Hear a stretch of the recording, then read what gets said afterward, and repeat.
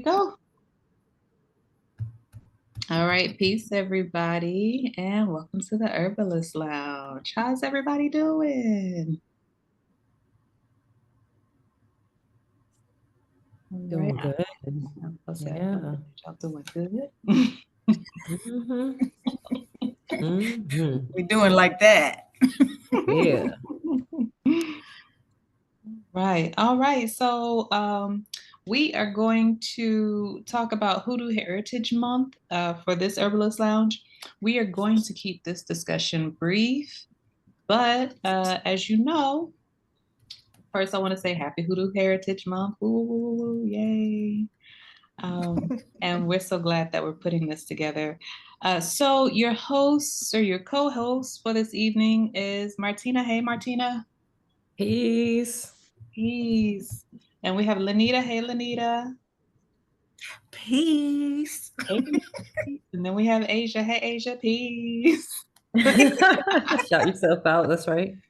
All right. So for those of you all who have been here before, feel free. You always know that this is a discussion. It is not a lecture. It is not a class. It is us getting together talking about plants, but also what is your favorite herb, or what herb is resonating with you tonight? Do you have tea in your cup? What do you have going on? Who else is here? Where are you from? Or where are you representing? Well, I guess Lanita, you want to go together? Because me and Lanita are finally representing in the same area. Well, That's something. right. We in the same country. We We're in in the the same same country. country. So where are we representing tonight, Lanita? Where are we at in the world town scene doing big things? Morocco. Yes, so Lanita and I are coming live and direct to you from Morocco. I am in Marrakesh. I just arrived not that long ago, and my sis Lanita is over in. Casablanca. And I just got here 5 minutes ago. Yes, that's why we are so excited to be tuning in and doing this build. And for me, was what herb is really resonating with me this evening is cinnamon. Like, for so many different reasons. But right now I just want to get like some cinnamon tea. So that's my herb tonight. What about you, Lanita? I just had some Moroccan mint tea on the flight, and I want some more of that Moroccan mint. Oh, it's good. Nice. We're gonna have to sneak a little piece in our pocket when we go to the botanical garden tomorrow. How'd that get there? I don't even know.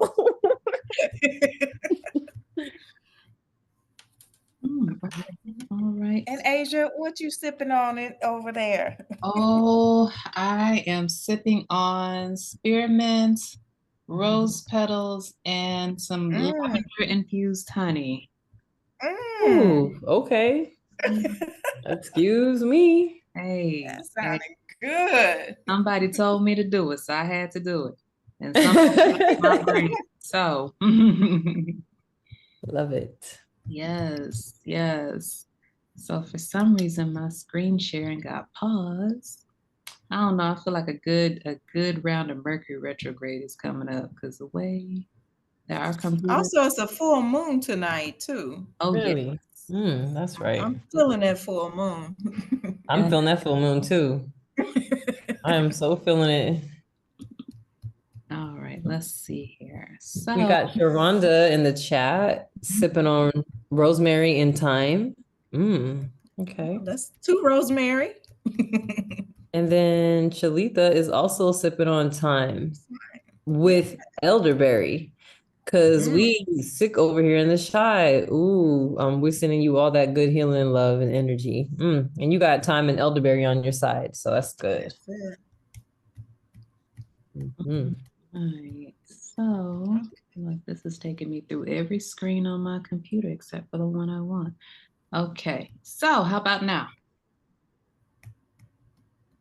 Looks good. We see the facilitators. You dehumanize someone. Right. They don't possess. Peace, Lavette. Welcome. And when he called other Americans the enemy, when he said he should send. Go ahead and you want to mute it? I did. Okay, perfect. Alrighty. Okay, so talking about Hoodoo Heritage Month today. So we always try to make sure that before we start everything and anything that we talk and we honor our ancestors, our plant ancestors, and our community. These are things that are super important to us. We would not be here without our ancestors and our plant ancestors, obviously, and we would not be here without our community because we are each other's community. So thank you for being here. So what we have on the screen is what we know to be a really important herb to hoodoo is High John the Conqueror. And because we are herb nerds, the botanical name is Ipomea purga, or Ipomea julep. So Mhm. yes, this is the picture.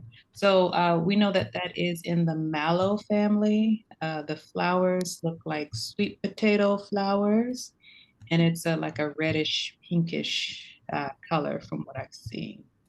So, Mhm. Lenita or Martina, you have more that you would like to add to that part of it? Because I know It's also known as wild sweet potato, and it's really reminiscent of those sweet potato leaves too. I don't know if y'all see that as well. Oh. Absolutely. That's the High John the Conqueror, which was very useful, used a lot in hoodoo. But I also heard that there were other things that they used, and they also called John the Conqueror. There was another one, the kind that they chew, and Mm, that was like a ginger. They didn't say it was ginger, but they said it was like ginger, and mm, it's a also called John the Conqueror. But that was one. This julep, they used it to put in talismans or medicine bags or hoodoo bags. And the other one, they would chew it, and they would be whispering stuff when they chew it to try to make it come true. So what they call that, conjuring. So that John the Asia, help me, I get it wrong every High time. The John the High Conqueror. John, yes, High John the Conqueror. There are different forms of it, and then but all of it, they said that a lot of things were called High John the Conqueror, but julep was the main one that they used, and then they had that chewing High John the Conqueror. Hmm. Absolutely. So we'll probably mention it again, but I've been listening to Mojo Working, the book Mojo Working on Audible. I'm an Audible person, but definitely there were many stories surrounding High John the Conqueror. But from an herbalist perspective, one of them. So before I get into the story, number one, good for protecting the kidneys, and it is known as a protective herb, as one of the many things, as Lenita was talking about. But one of the many stories is that High John, he was born to a king, so he was a prince, and he was captured and enslaved, but he was brought to the Americas. And the thing is that he wouldn't really like, they couldn't get him to work, they couldn't get him to participate no matter what they did. He was just like always just destructive and just like not gonna do whatever. So he was just that rebel. And so finally, he was captured and executed in the center square, which back in that day would have been by hanging. And so the story is before he died, because everybody in the town was there, all the enslaved Africans, everybody. And so he told the Black folks, he told us that basically that I'm going to leave a piece of myself in this root. So anytime that you need inspiration, protection, those type of things, that you can always use this root and I will be there. So Mm. that's one of the stories, but yeah, so definitely relied on, and this herb was used, like Lenita said, so I won't get back into it. Yeah. Yeah. So Mm-hmm. Just for grins and giggles, we're talking, it's Hoodoo Heritage Month, and I just want to give a brief history of what hoodoo is, Mm-hmm. because a lot of people confuse hoodoo and voodoo, Mm-hmm. and or think hoodoo is something made up. I thought, when my family would talk about hoodoo, I thought, oh, they are so stupid, they don't even know it's called voodoo. Little did I know, hoodoo is actually a combination of all of the Africans that they were bringing over as slaves. Each one had their own spiritual practices from their countries, but because the people were so mixed together, and after a generation or so, they didn't remember everything the way it was practiced in their home countries, because some of them were born here. Mm-hmm. So they all put theirs together. So hoodoo is actually an American combined spiritual medicinal practice. Not just medicinal, it was used for a spiritual, like a religious practice. It was used for legal practice. It was used for all kinds of, but mainly good luck, bad luck, take away curses, and to cure ailments, because the slaves didn't have access to regular doctors. So hoodoo was formed by the Bonds people as truly an American thing. And they also says that hoodoo, the Africans knew the plants from their homelands, but they got here and they got different plants. So in combination with the Native Americans who were more familiar with the plants, they helped them to find out what good uses the plants were. And so it's a combination of the Native American and the African all getting together and, creating this spiritual practice that was a spiritual and medicinal practice that was helpful to everybody. So that's a brief history of hoodoo. And Yes. it really is Mhm. hoodoo. Mm-hmm. Yes, 100%. Yes. So, and even with that being said, like there are some main herbs and spiritual practices and things that people do within, America, the North America specifically, but that they do that is recognized specifically as hoodoo. But Lanita's form of hoodoo might not be Martina's form of hoodoo, might not be Asia's form of hoodoo, because it depends on the region, it depends on your ancestors, it depends on your elders, and it depends on what was available and useful in your area. So, while we always welcome somebody to speak and to share, of course, because again, this is a discussion. But so, somebody might say, roses is, what we use, and somebody else is like, well, I didn't use any roses, I don't know anything about that. But that doesn't mean it's not hoodoo. It just means that that is what was specific to them. So,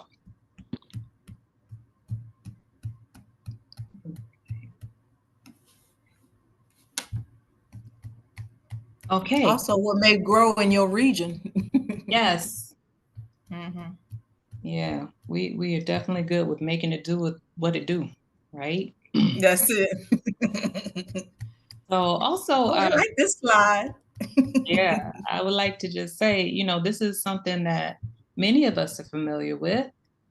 So we know New Year's Eve, like you are cleaning your house. That and in our discussions, me, Lanita, and Martina, we were all like, like me specifically, I was like, okay, I know about hoodoo, but I don't. Very new. And then we started talking. I was like, oh yeah, yeah, I did that. Yeah, my grandmama did that. Yeah, we were required to do that. And no, I will not start in the new year without some black eyed peas and some greens. Like, and my house is not clean. Like, that's all That's we it. do. So, and don't sweep me with a broom either, because I'm gonna spit on it, because that's what my grandmama told me to do. Because that's not gonna be my downfall, right? So, some of these practices are hoodoo, just to get us through life, and to have great wealth, health, and prosperity. So, the question on the screen for those of you who cannot see it is, what does the word hoodoo mean to you, or what does hoodoo mean to you? So, I just talked about some practices, but what have you all done and seen and used in your everyday life that would be considered hoodoo, or that is hoodoo?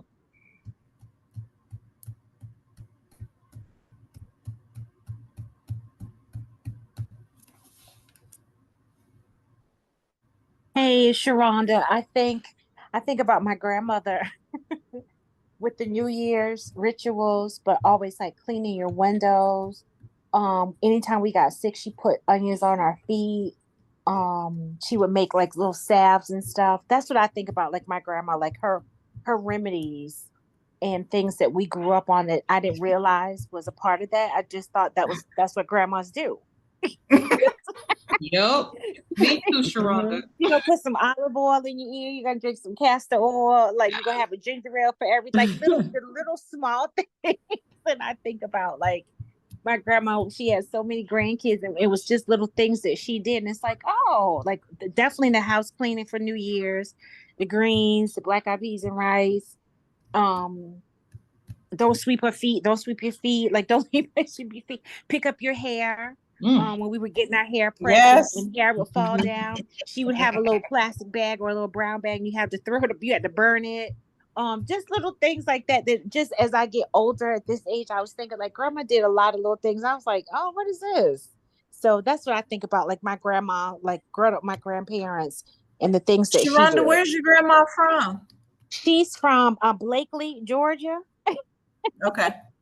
She's Mm. from Blake. She had 18 children. Oh, She had 18 Lord. children, right? And I'm actually her great grand, but she raised my parents in the household with her. So yeah, she's my great grandmother. But they're in Florida now, in Fort Pierce now. But I think of that. I think of just the beach, like going to the beach in the summertime in Florida and getting salt water to rub her feet with. I think of that. And she had an altar, but we didn't think it was an altar. I didn't know it was an altar. It was all the obituaries of everybody who's passed, and she would always have a little candle or something there. I didn't know what that. I just that was everybody. Grandma had obituaries in their house. Her Man. Bible was the go-to. Everything that we needed was in that Bible. So, well, come here, baby. Let me give you something. Come here.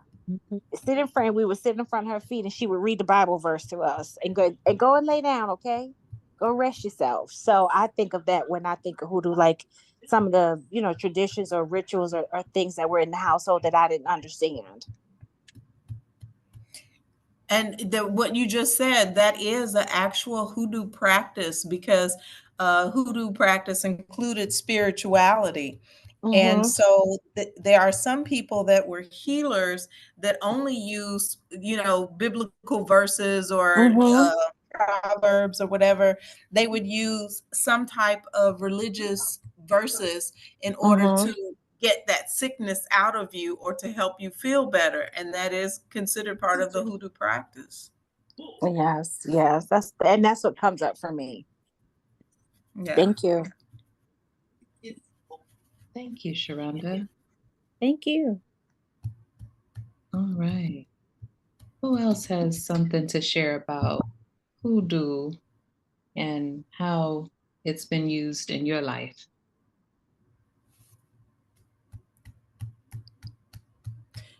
Asia, we were talking about herbs and stuff, but one thing that I realized that hoodoo actually includes dirt.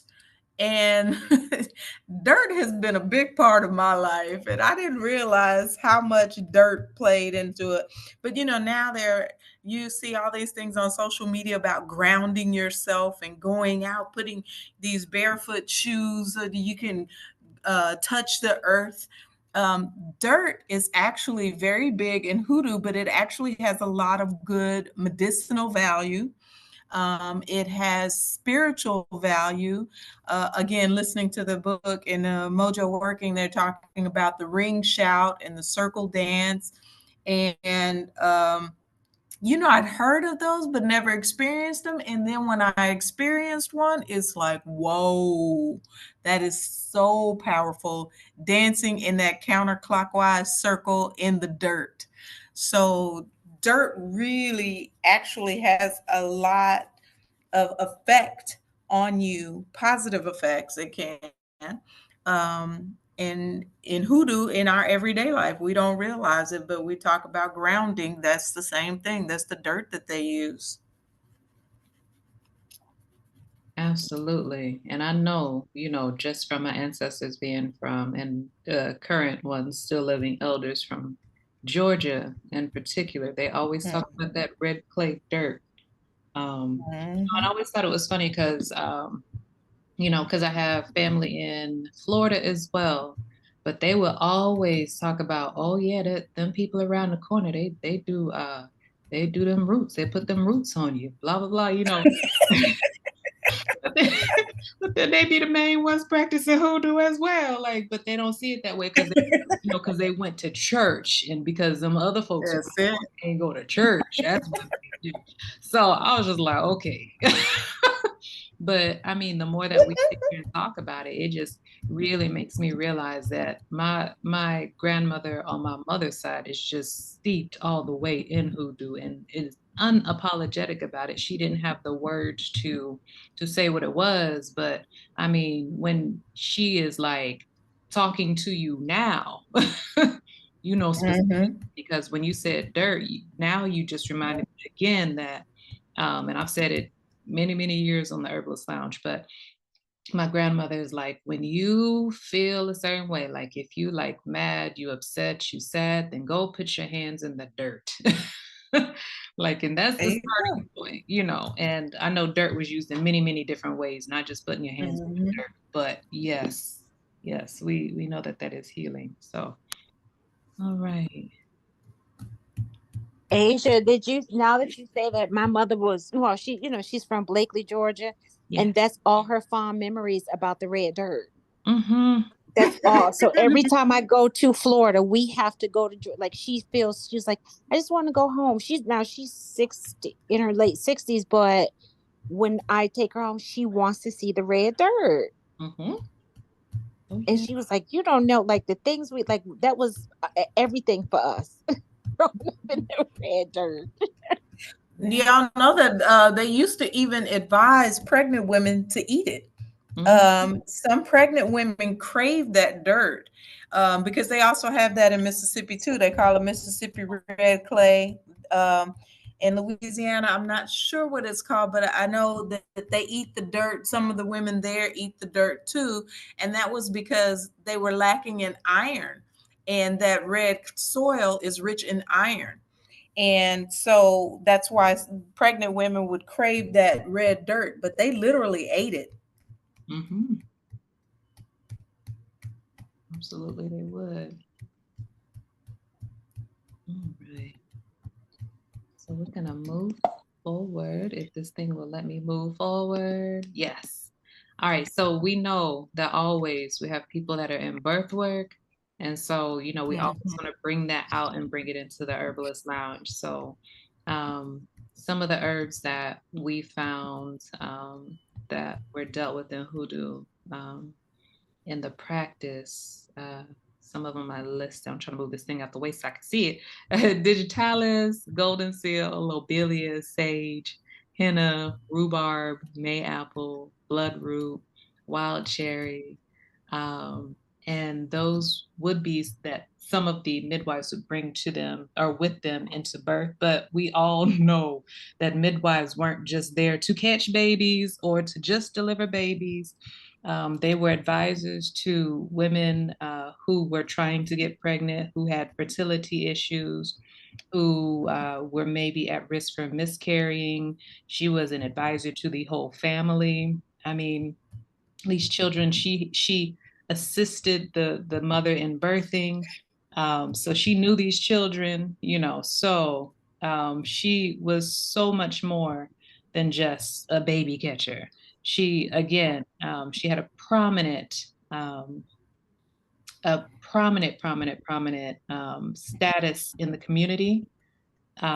because most of the community has come through her hands and, is there because of her wisdom and knowing and assistance. So that's some of the herbs that were used, but these are, of course, the things that, like what you were saying earlier, Lanita, they were used well before Western medical doctor even knew what was going on, way Mm-hmm. before that.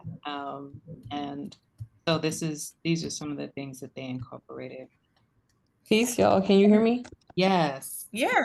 Okay, sorry. I've been in and out, but I'm hearing things here and there. If I get cut off again, my Wi-Fi, my computer is having some issues, but I'm loving the build. So I just want to pop in here real quick again. And I'm sorry to cut you off, Asia, but Oh no, I was at the end. Go ahead. well, I came in, I heard you, Lanita, talking about, I Mm-hmm. missed the red clay. I heard you guys talking about the red clay. Definitely makes me think of my great grandmother Tugs. She's from Georgia. Mm, And yes, and one thing when I went to visit her was talk about being connected to just nature. And I like what it made me think of what you said, Lanita, just being familiar with the herbs and the plants where you're at, Mm-hmm. no matter what, having that connection through the diaspora, through changes. And for me, that's what hoodoo is, being able to be connected with nature by any means necessary because it's a birthright. In addition to, of course, the black eyed peas and the collard greens, cleaning the house. And it's funny because in my travels from like the East Coast to West Coast, and our people always talk about these similar underlying stories. Did you clean the house? It's New Year's Eve. What you washing your house with? Or whatnot. But for me, my grandmother did this as ancestral veneration, just having pictures of our ancestors, altar work. And for example, some of my ancestors would use, say, frankincense. I have a real strong affinity to burning frankincense, some type of smoke to offer to your ancestors, right? But I don't have frankincense just laying around all the time. So what I started using were what's surrounding me, which are pine trees. So when I think of hoodoo, I think about, tailoring it to what fits for your needs, being connected to the nature within your own biosphere, if that makes sense. So mhm. yeah, for sure. I love it. I want to hear more about that red clay. I mean, I might catch the recording, but you guys have me intrigued with the red clay. Bye. We think of midwives as delivering babies, and like Asia said, they did help get married and help in relationships, Mhm. but they also help women like who's that? Sharonda's grandmother that had 18 kids. If they were like, Mm. look, I'm tired of this. Mm, Midwives knew the herbs to give women as a birth control, and they had some strange practices of things to stick up the hoo-ha. But some of them, I mean, like Queen Anne's lace, that's everywhere, and they use that as a birth control method. So that's a plant that they use in a positive way. There are also plants that are abortifacient. They knew that, and also, just taking cyanide.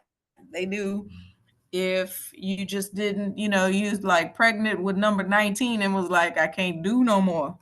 The midwife could help you with that also. So she was very knowledgeable about the herbs, and a lot of them she grew right there around her house. She got herbs that grew close to her. yes. You got me thinking about poke salad, poke root, That's it. That's knowing it. And exactly when poker, when yeah. to use it, how to wash it, how to prepare it, how it's good medicine when you need it to be potent, the right dosage. Yeah, That's it. poke definitely comes to mind. Yeah. And even Mhm. something else too, because in those days, midwifery was a respected practice. And I don't know if they were Mhm. officially registered with the state or county. I'm not sure how that worked out. Oh, yes, they were. There was some sort of registering and regulation happening. But so back in that day, the midwives, they would have two bags. So one that they would show for, to be inspected by the state or the regulator, the doctor, whomever, and then their root work bag, like the real stuff. Mhm. So, and then there was also because women could go under the title of midwife, right?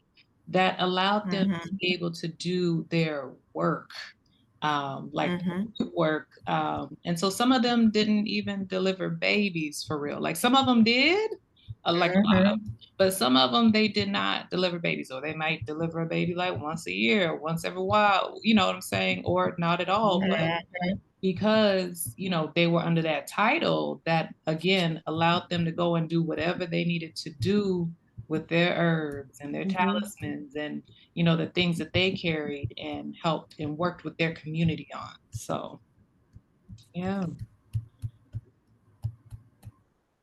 it was one of them things.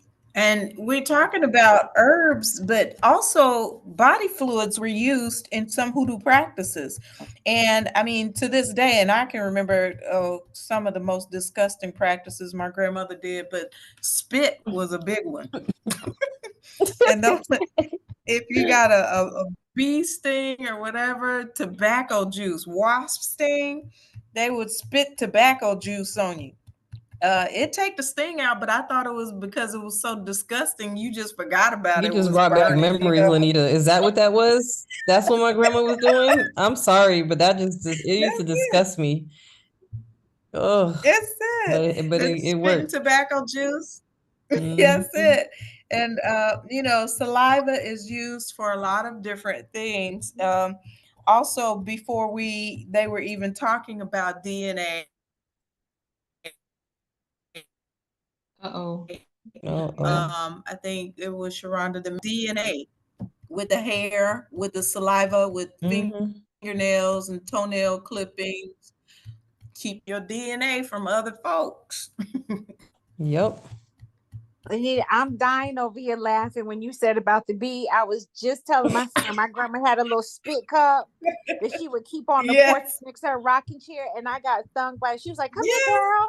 Come here, Oh, baby." And I remember like passing out, oh, oh, take oh, it out of the spit cup and put it on. oh, hell. Oh, you bringing tears to my eyes tonight. Oh, grandma. Oh. Mm-mm. Look, that's that Ashe right there.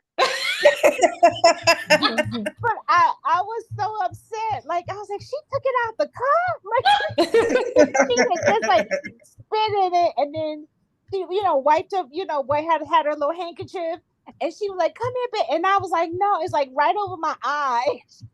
Oh. Mm. Mhm.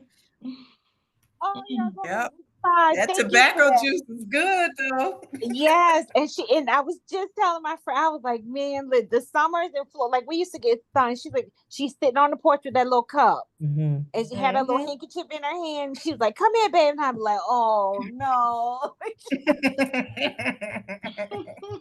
oh, I'm Shalita in said I would have tears, died, right? I'm over here like right, I falling can smell your out." breath in the spit. I used to be like, I can smell the breath in the I spit. I used to know Yes. get that so it was grossed that out. I be chilly smelling smell. things. I think that's why I'm so compulsive these days. My mom and my grandma, I can smell it in the spit. Ugh. I can't. I hear it, and I would, out of all the girls, I was always the one to get stung. Nobody else. The seven girl, I was the and they were like, "You got to go on the porch, and she got to put it on you." And I could just, like you say, you can smell it. It's like, oh God, Hmm. you so much for that. Thank you.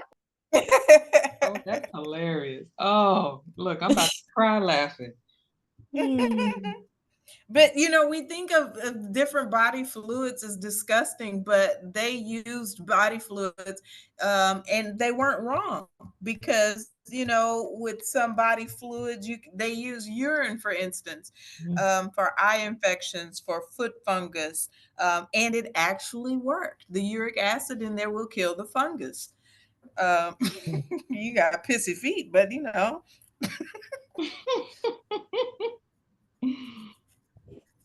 Oh, So weird. body fluids can be beneficial.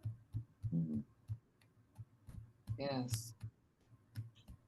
Okay. Looking at the chat. I can't even Lord, see no, the Lord. chat. Too funny. Oh, y'all got me cracking up. Wow. Okay.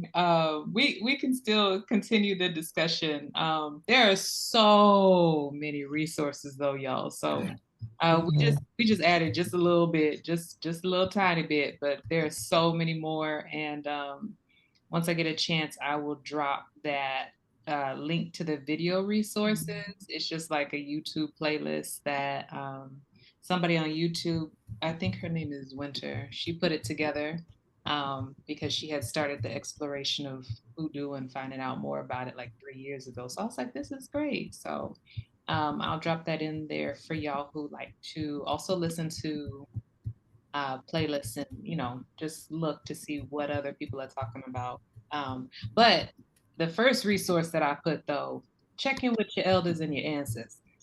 That's really Mhm. important because as we have remembered tonight, they're definitely in tune with the practices, even if they don't necessarily have the name for it. They know. um, Mhm. but yes, up on the screen, there's some books and some videos as well. So we have Mojo Working the Roots, 365 Days of Hoodoo, Jambalaya, and oh, I can't see this one in the corner. Root Work, and then we know Daughters of the Dust and Eve's Bayou are some of the places where you can definitely see, hoodoo in action. So let's see here.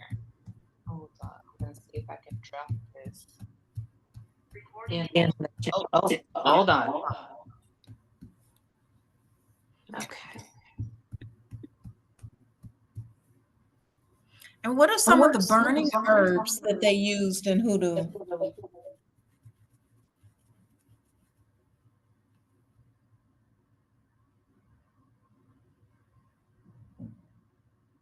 Uh-oh. Everybody muted but me. They used to burn things too, like sweetgrass, of course, and that may have been a tradition that they learned from the indigenous people. Um, Which herb, Lanita? It cut out for me. Sweetgrass. Oh yeah, sweetgrass. They braided sweetgrass. They burned sweetgrass. They put sweetgrass in their talismans. They made rope and they tied knots in the rope. They made rope out of hemp because they grew hemp, a lot of hemp back then. And so using the rope, you making the rope and then tying the knots in it to keep it away. On babies, they would make a necklace. It was just a knot, a rope made and a knot tied in it to keep all the evil off of the baby or, protect your baby. So, but I was just wondering if anybody else knew any herbs that they used to burn or make for, use to make stuff with. Burning, what comes to mind is things like garlic, Oh yeah. Onion skin. cinnamon, even if it's just a spice herb and you don't have the actual cinnamon tree, but just like those things in the cupboard, making little things from it. Rosemary, Bay leaves, bay definitely leaf, bay there you go, leaves. bay leaf.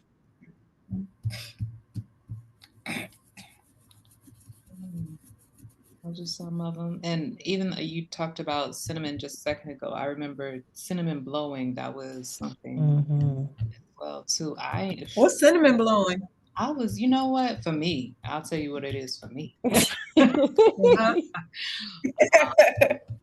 Because I started doing it in California and I hadn't seen anybody else doing it, but on my plants specifically because some of them were being affected by the bugs. So I would take, because I buy herbs in excess because I'm an herb nerd. And so I would take powdered cinnamon and put it in my hands, and I would like mist the plants, and then I would blow like from my hand with my mouth onto the leaves of the plants, so that they would be protected from those different types of insects. So I mean, some people they will blow cinnamon, and it's for protection. But I could tell you what it was for me. And so when I began to see some other people talk about it, I was like, oh, okay, all right, that's okay. I'm in there. But definitely used as a protective mechanism. And also, hold on. So now, see, because all this stuff is coming up. I'm like, wait a Now minute. y'all got me thinking about candles. Did we Yeah, talk hold about on. candles? Like the different colors of candles, their meanings behind that, making your own candles and infusing it with herbs and oils. Hmm. Yeah. And even I remember like the holy oil and stuff like that, they would anoint you and stuff. But me, I would just take that. Well, once I got grown and left, I would take that holy oil and mix with some Florida water and wash my house down with it. So, I'm gonna get a little bit of everything, but yeah, Martina, even back to what you were saying, like the meanings of the candles, and you know, white candles were always a thing. Never not known a white candle to be burning in the house because that's just the normal thing. Mhm. And I just learned last year, maybe, that anointing oil was olive oil. I didn't know that. I knew sweet oil. Yeah, sweet oil. In New Orleans, they would tell you put sweet oil in your ear, and sweet oil is olive oil. But I didn't know anointing oil was olive oil too. And maybe that might be a Mississippi, Louisiana thing. Uh, they just take the olive oil and pray over it, and now it's anointing oil. It probably is because that seemed to it in the time that Yep. I've known that seemed to be one of the most common oils besides Mhm. vegetable oil. Oh, It may have been lard at one point. I was about to say we ain't wasted no We good we lard on we we anointing. we making different changes over here from lard to we fancy olive oil. Shoot. Yeah. Now you guys got me thinking even more right now. Anybody else like we got to cleanse, use things like salt to cleanse, clean with it with the house. But then I remember an elder saying, yeah, you getting all that energy out, but you got to burn stuff to bring the good energy in after you get rid of the negative. I was like, oh snap. It makes me think of sweetgrass, Lanita, but then also other things like sweet, like, I don't know why cinnamon's like that herb for me, bringing in that good stuff, that good energy, attracting that. So, Well, the book, one of the books Asia has on the resources list is Jambalaya, and Letitia Tish, it's in there. She's telling you about house cleaning, and she say use urine. You use urine to get all of that negative energy out of your house. Now, I no don't know what your comment, house because I gonna was gonna smell say like. it's just taking me back to the projects in New York. I was like, them hallways is not clean, and they smell like them hallways were not clean, and them elevators. they Dude, was that's trying to the bring most in the good spirit, spiritually Martina. protected place in all. Let me tell you. Chicago, the same thing. I was like, oh, this Right. smell like the buildings. Ooh. That's everywhere. I would talk about. I told somebody about San Antonio and that Riverwalk. I said, don't go up that stairwell because it smells like. Don't do it. See, it's protection. That's what that is. Yeah, there's Yeah, I felt protection. very Just like, protected. but animals mark their territories with their urine, so to keep people away. And this kind of in that book Jambalaya, she's telling you to use your urine to protect your home. So Oh my goodness. if you want to do that, make sure you Talisa drink got plenty me of water cracking up first. in the chat right now. Oh my goodness. Y'all are too much.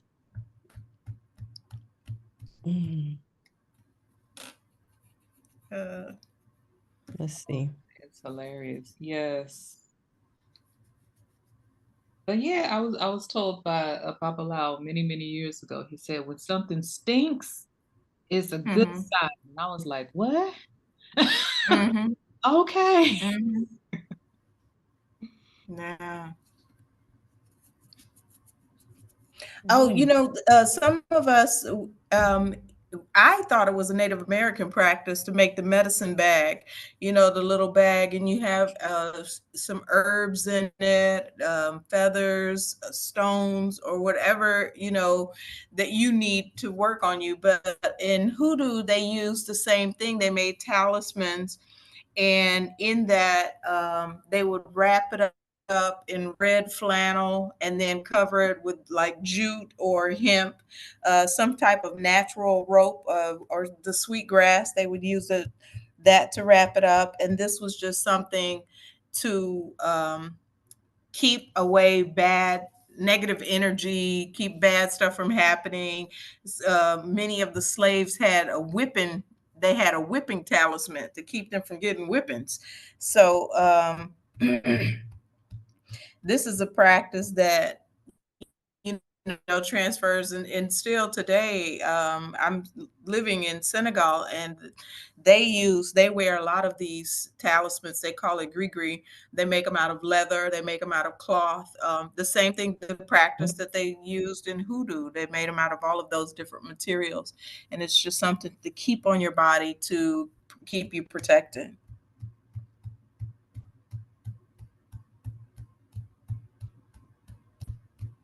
I love it. Mm-hmm. All right. So we are beginning to wrap up.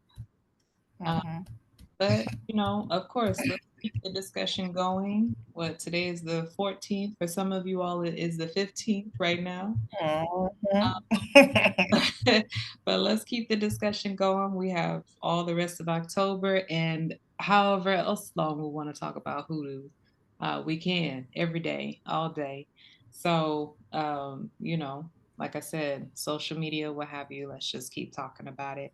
This recording is going to be posted on YouTube, so we can bring the discussion over there if there's more to talk about there too. But I don't know. I'm just going to open the floor one more time if there's anything else that anybody else would like to add. And if not, we're going to move on to events and things like that.